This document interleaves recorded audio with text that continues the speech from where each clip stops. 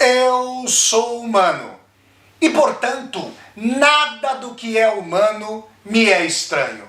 Assim falava o poeta e dramaturgo romano Terêncio, e assim falo eu, Flávio Ricardo Vassoler, escritor, professor, youtuber e nômade, fiel como os pássaros migratórios. E hoje, em mais um vídeo literário filosófico aqui do meu canal do YouTube, Flávio Ricardo Vassoler, eu trago para vocês fragmentos de uma das mais importantes obras da história da filosofia, O Mundo como Vontade e Representação, do grande filósofo alemão do século XIX, Arthur Schopenhauer. Sem mais então, passemos a palavra a Arthur Schopenhauer para que ele nos desvele o mundo como vontade e representação.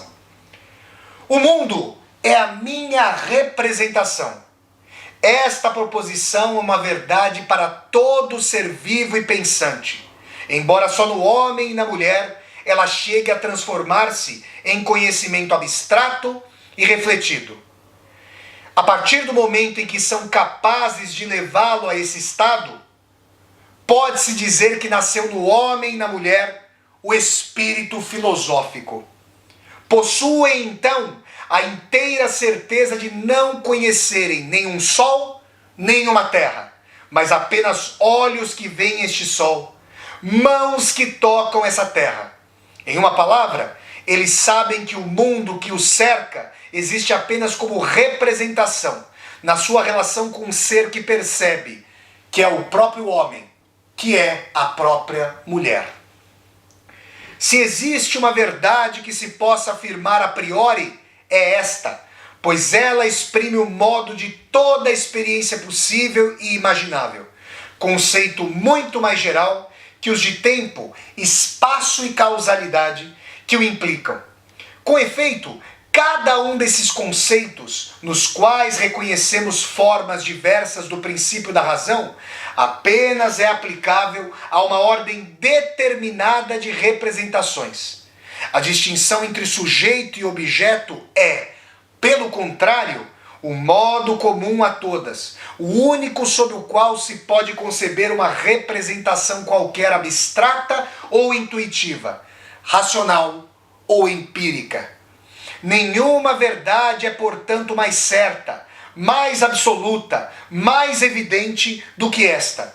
Tudo que existe, existe para o pensamento, isto é, o universo inteiro apenas é objeto em relação a um sujeito, percepção apenas em relação a um espírito que percebe. Em uma palavra, é pura representação. Esta lei aplica-se naturalmente a todo presente, a todo passado e a todo futuro, àquilo que está longe, tal como aquilo que está perto de nós, visto que ela é verdadeira para o próprio tempo e o próprio espaço, graças aos quais as representações particulares se distinguem umas das outras. Tudo que o mundo encerra ou pode encerrar está nessa dependência necessária perante o sujeito e apenas existe para o sujeito.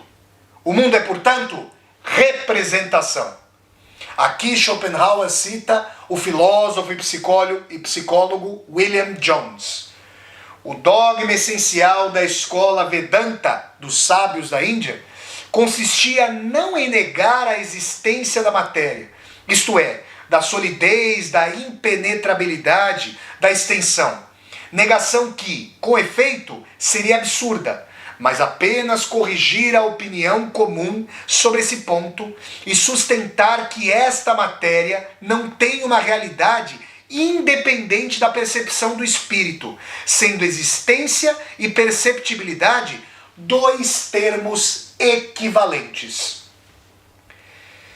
Esta simples indicação mostra de um modo suficiente a existência, no Vedantismo, do realismo empírico associado ao idealismo transcendental. É sob esse único ponto de vista e como pura representação que o mundo será estudado por nós. Num primeiro ponto de vista, com efeito, Este mundo apenas existe absolutamente como representação. Noutro ponto de vista, ele apenas existe como vontade. Uma realidade que não se pode reduzir nem ao primeiro, nem ao segundo desses elementos, que será um objeto em si. E é, infelizmente, a deplorável transformação que sofreu entre as mãos de Immanuel Kant a sua coisa em si.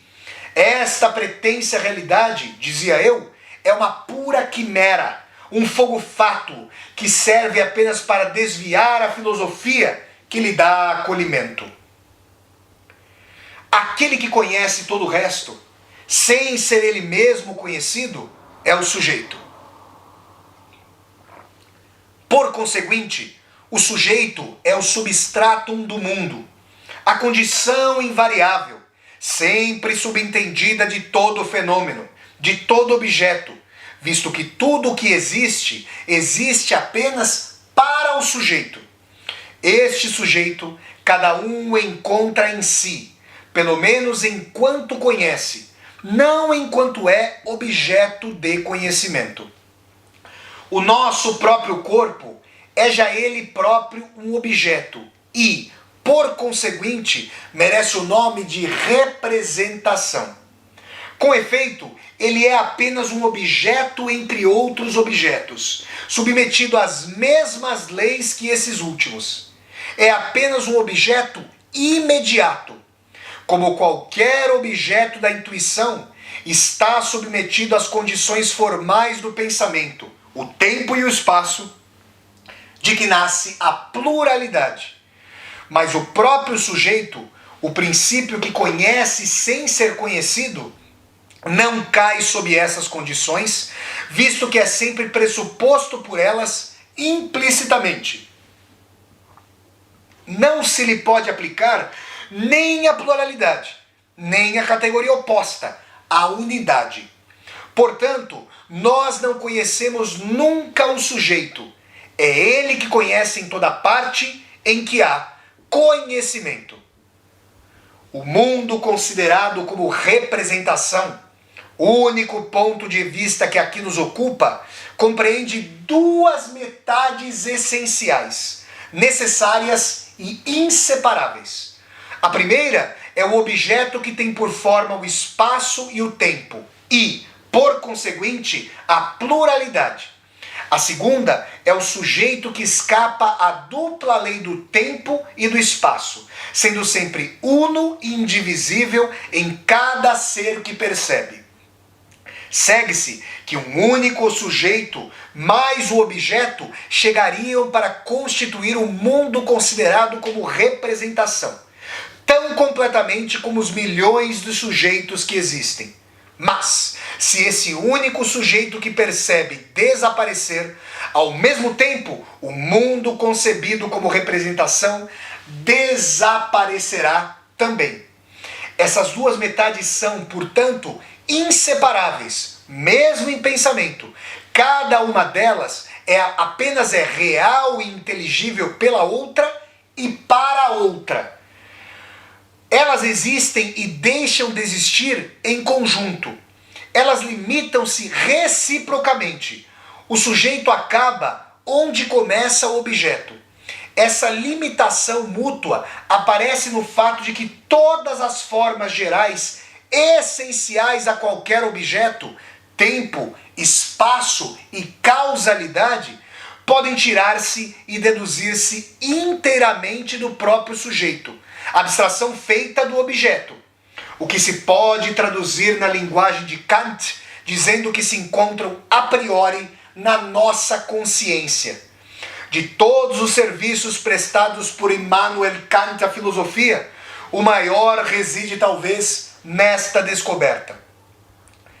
Kant mostrou, e essa é uma descoberta considerável, que o tempo e o espaço, essas condições ou formas da experiência, elementos comuns a toda percepção e que pertencem igualmente a todos os fenômenos representados, que essas formas, dizia ele, podem não apenas ser pensadas em abstracto, mas também apreendidas imediatamente em si mesmas e na ausência de qualquer conteúdo. Ele estabeleceu que esta intuição não é um simples fantasma resultante de uma experiência repetida, mas que é independente dela e lhe fornece as suas condições, em vez de as receber dela. São, com efeito, estes elementos do tempo e do espaço, tais como os revela a intuição a priori, que representam as leis de toda a experiência possível.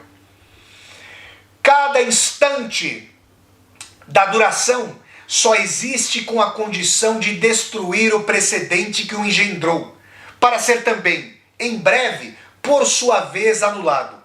O passado e o futuro, a abstração feita das consequências possíveis daquilo que eles contêm, são coisas tão vãs como o mais vão dos sonhos. E o mesmo se pode dizer do presente. Limite sem extensão e sem duração entre passado e futuro. Este pensamento, no que ele tem de essencial, não é novo. É neste sentido que Heráclito de Éfeso constatava com melancolia o fluxo eterno das coisas, que Platão rebaixava a realidade ao simples devir que não chega nunca ao ser, que Baruch Spinoza via nelas apenas acidentes da substância única que existe, só, eternamente, que Kant opunha à coisa em si os nossos objetos de conhecimento como puros fenômenos. Enfim, a antiga sabedoria da Índia exprime a mesma ideia sob essa forma. E Maya é o véu da ilusão, que, ao cobrir os olhos dos mortais, lhes faz ver um mundo que não se pode dizer se existe ou não existe. Um mundo que não se pode dizer se existe ou não existe. Um mundo que se assemelha ao sonho, à radiação do sol sobre a areia, onde, de longe, o viajante acredita ver uma toalha de água ou ainda uma corda atirada por terra, que ele toma por uma serpente. Pessoal, esses foram fragmentos formidáveis de uma das mais importantes obras da história da filosofia. O Mundo como Vontade e Representação, do grande filósofo alemão Arthur Schopenhauer. Se vocês gostaram de mais esse vídeo de leitura literário-filosófica aqui do meu canal do YouTube, eu peço que vocês deem um like no vídeo, curtam o vídeo, disseminem esse vídeo pelas redes sociais, para que nós possamos chegar cada vez mais e mais pessoas. Se você está chegando ao canal pela primeira vez, a este meu canal do YouTube pela primeira vez, seja muito bem-vindo e bem-vindo. Eu peço que você se inscreva aqui no canal, toque a sinetinha para poder receber as notificações e deixe seu comentário aqui embaixo desse vídeo para que nós possamos conversar. E mais, aqui embaixo desse vídeo você vai encontrar uma tecla chamada Seja Membro. Se você gosta dos meus vídeos de leitura literário-filosófica, das aulas ao vivo deste canal, das resenhas de livros e das resenhas de filmes e das viagens de Vassoler, essa volta ao mundo em 80 ou 800 vídeos, considere a possibilidade de, ao clicar na tecla Seja Membro, se tornar um membro ou uma membro humanista aqui do meu canal e apoiar, segundo sua condição financeira, este meu projeto de universidade aberta no YouTube. Então é isso, pessoal. Até o próximo vídeo de leitura literário-filosófica, gente. Tchau, tchau!